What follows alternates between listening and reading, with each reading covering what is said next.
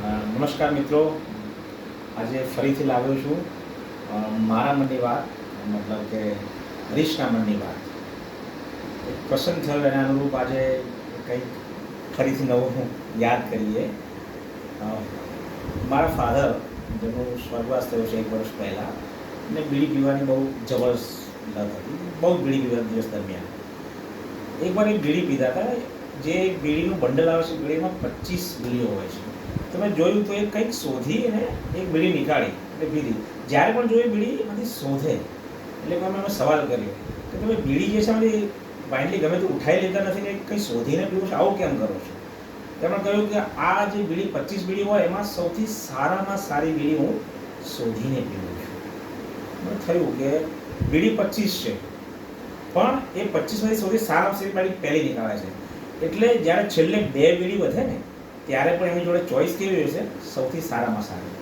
ઘણા લોકોનો negative approach હોય તો એ લોકો કેવું કરતા હોય, બીડીમાંથી જે સૌથી ખરાબ બીડી પહેલાં પી લેવું અને છેલ્લે સારી બીડી પીશે. એટલે છેલ્લે જ્યારે જે 2 બીડી વધે છે ને ત્યારે પણ એમની ચોઈસ કેવી હોય? સૌથી ખરાબ બીડી. 2 બીડીમાંથી પણ સૌથી ખરાબ બીડી નીકાળે છે.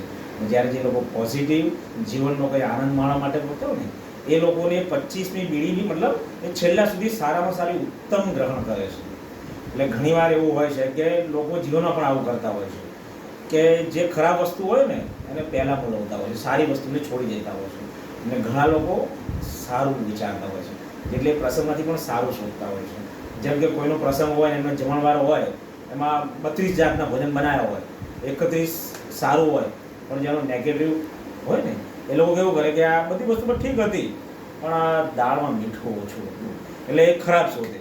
જ્યારે કોઈ સારું હોય ને કે 10 જાતના પકવાન બન્યા છે, જેમાં 9 ખરાબ હોય, 1 સારું હોય, તો કે ના યાર બીજું બધું ઠીક છે, બાકી મીઠાઈ તો બહુ જોરદાર છે એમ. એ મીઠાઈ ખાઈને ચલાવી લે.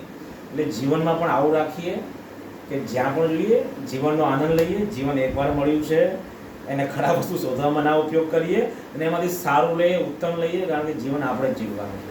કાલે જતા રહીશું, એના બદલે કોઈની બળતરા કર્યા વગર આપણું જીવન જીવો, ચકાચક, નિજાનંદ માણો. ભારત માતા કી જય.